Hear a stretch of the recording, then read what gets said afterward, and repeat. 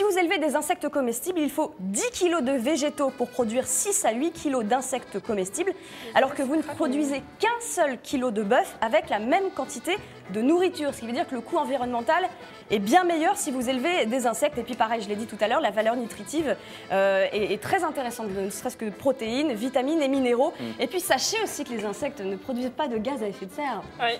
Ils pètent pas. Ils pètent pas, alors que les bovins, si. Les insectes ne pètent pas, Voilà, c'est les important, bovins pètent. Non, Alors, c'est juste Donc on une s'en question fout de si c'est mauvais, culture, c'est bon pour la, Non, pour la en fait, nature. selon quoi. les C'est parce qu'on fameux n'est pas chercheurs, habitué. voilà, selon les fameux chercheurs néerlandais, ils disent voilà, faut les mettre dans des tartes, faut vraiment Oui, faut faire une varier, belle salade, c'est ça.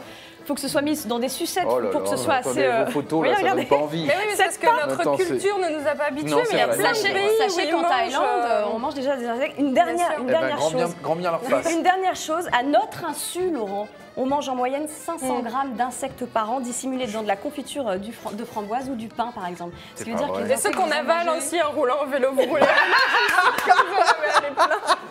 Vous avez Donc raison. voilà, les insectes, aliments du futur. Très bien, merci Sachez-le. beaucoup. Elles sont magnifiques. La marque, Ah, ça... je vais peut-être pas la citer, mais c'est une marque qui était culte dans les années 70. Elle tue sa mère, celle-là. Elle tue sa mère. Tue sa race. Ce modèle est revenu en force depuis l'hiver dernier. Pierre ça, c'est Jérôme, bon. c'est pour vous, j'aimerais bien que vous les essayiez. Ah, ça va être trop long, il y a trop de lacets. Moi, Alors, j'aime pas les Est-ce que vous voulez les essayer, Michel Blanc? Oh non, non, on va pas avoir le Non, temps. non, on va faire toute l'émission sur le laçage. Alors, vous avez remarqué, on est vraiment dans la mode old school, années 80, couleur flashy, on adore. Moi, j'ai Ouais, jamais non, c'est porté ça dans les années Ah, 80. je dis oui. C'est la mode, En c'est même les temps, quand on montants. voit votre chemise, on comprend. Et Oui, vous, oui, vous êtes c'est- déjà vintage Eh, par excellence, vous. Hein, Tu veux c'est- dire, Mais alors c'est ça, le vert, ça va pas avec tout, hein. C'est pas.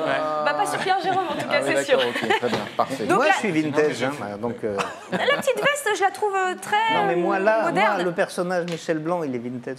Ah, je sais pas, c'est Ah, vous si, qui je vous dites. le dis. C'est tout ce que J'ai tu as. 59 ans, je suis vintage. Ça fait quelques années aussi qu'on est dans la mode écolo de manière générale. On est dans l'écolo, Dans le on est développement d'accord. durable. Le développement aujourd'hui. durable. Est-ce Il y a qu'elles des- sont développement durable? Ben non, justement, c'est pour ça que je vais vous proposer. Pour qu'elle soit développement durable. Ça prouve qu'elles Alors, doivent je les ai tenir pas, longtemps. je les ai pas sur le plateau, mais j'ai Comment ça, une vous marque de l'avez pas sur le chaussures, parce plateau qu'elles sont hollandaises et j'ai pas pu aller en Hollande depuis, Alors, quel depuis dommage. ce C'est pas week-end, grave, quoi. on va y La marque Hot Shoes, une marque hollandaise qui fait des baskets biodégradables. Vous les Ah bah portez, voilà, C'est sympa. bah voilà. et quand vous en avez marre, il y a une Vous les mettez graine. dans une flaque et elles Ah, mais disparaissent. c'est ça. Il y a une graine dans la languette. Vous en avez marre de vos baskets, vous les enterrez au lieu de les jeter, et il y a C'est une pas plante vrai. qui pousse.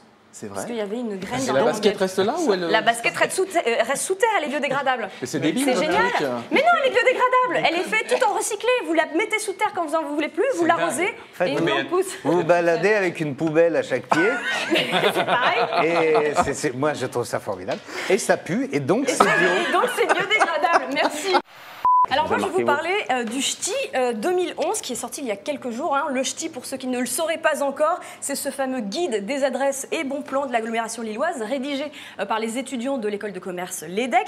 Et déjà une grosse polémique a fait le tour du web. Je ne sais pas si vous êtes au Tout courant, à fait, Nico. j'ai vu ça. En page 408 du Ch'ti, les étudiants de l'EDEC vous lancent ce défi, je cite, « Entrez seul dans Oisem ». Oisem, c'est un quartier hein, à Lille. Entrez donc seul dans Oisem à 2h du matin avec un iPhone 4 et un iPad. Votre mission consiste à sortir comme vous êtes entré. Un défi qui semblerait bizarrement stigmatiser un quartier de Lille. Alors, est-ce qu'on peut rire de tout? Toujours est-il que sur le web, ça a fait quand même vraiment polémique. Sur le Facebook du Ch'ti, les réactions étaient extrêmement négatives. Certains parlent de racisme ordinaire envers un quartier. De son côté, même Hervé-Marie Morel, ex-candidat UMP au cantonal, s'en est servi pour dénoncer l'insécurité dans ce quartier et s'en prend à Martine Aubry. Alors moi, ce que je voulais vous demander, les téléspectateurs de WEO, qu'est-ce que vous pensez finalement de cette phrase? Est-ce que c'est une blague de mauvais goût tout simplement ou c'est finalement stigmatiser véritablement un quartier? Donnez votre avis sur le Facebook de WEO. Et puis moi, je voulais en profiter pour vous demander, Patrick Poivre d'Arvor, ce que vous en pensez. Est-ce qu'on peut rire de tout? Est-ce que ce genre d'humour peut être nocif finalement pour un quartier? D'abord, on est le 1er avril, donc à la limite, ça irait pour le 1er avril. Bon, là, le problème, c'est que ça va durer au-delà du 1er avril. Hein. C'est inscrit dans la pierre. un guide. C'est vrai que c'est difficile. J'ai connu ça dans d'autres quartiers, dans les endroits où je suis né. C'est très dur pour les gens qui habitent. Donc, il faut essayer de les en sortir plutôt que de les enfoncer. Même Même avec une d'humour petite touche d'humour. Ouais, moi je suis très contente. Rappelez-vous, hier, on a reçu Stromae, hein, notre chanteur wallon. C'est vrai. Oui. D'ailleurs, votre participation et votre accueil a été particulièrement remarqué. On se souvient de cette image où vous prenez ce tabouret. cette espèce de caisse pour lui faire Pour lui une faire la bise, bise, pour parce être à que niveau. Stromae est très grand et On je va suis le très revoir. petite. Non, Non, on va on pas va le pas le voir. voir. Enfin, Stromae qui est wallon, il nous a révélé hier qu'il était beaucoup diffusé dans les radios flamandes, ce qui prouve que finalement il n'y a pas tant que ça une fracture au sein de la population entre wallon et flamand. Qu'est-ce que vous en pensez ? Sauf qu'il a fallu attendre quand même, c'est lui qui le raconte, que ça fasse d'abord le tour de la France et d'autres pays voisins avant de Oui, revenir. ils ont été un peu retardataires, mais bon, c'est vrai. quand même, c'est un chanteur wallon qui est écouté aussi par les Flamands. Ce qui prouve que finalement, les Belges en ont assez, ils en Tout ont n'est pas marre. perdu. Tout n'est pas perdu. Ils réclament un gouvernement. Et alors, vous vous rappelez, je vous en avais parlé, Benoît Poelvoorde, l'acteur, avait proposé qu'on arrête de se raser jusqu'à ce qu'on forme un nouveau gouvernement en Belgique. Eh bien, rebelote, une sénatrice belge a proposé hier aux femmes de son pays, aux femmes belges, eh bien, une grève du sexe, justement, jusqu'à ce qu'il y ait la formation d'un nouveau gouvernement. Alors, elle est gynécologue, donc c'est peut-être aussi pour ça qu'elle Et elle parle. veut plus de son mari.